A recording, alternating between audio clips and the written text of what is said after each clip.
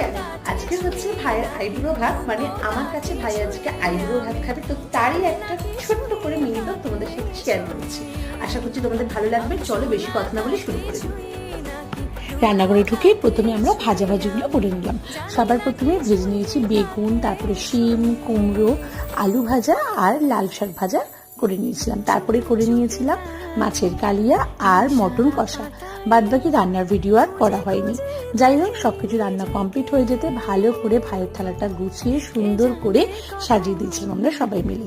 আরেকবার তোমাদেরকে দেখিয়ে দিই কি কি করেছিলাম। ছিল ভাত, ফ্রাইড রাইস, 5 রকম ভাজা, মাছের মাথা দিয়ে মুগের ডাল, পটলের রসা, মাছের কালিয়া, মটন, ছিল পাঁপড়, 5 রকম মিষ্টি, দই, আর তার সাথে ছিল পায়েস।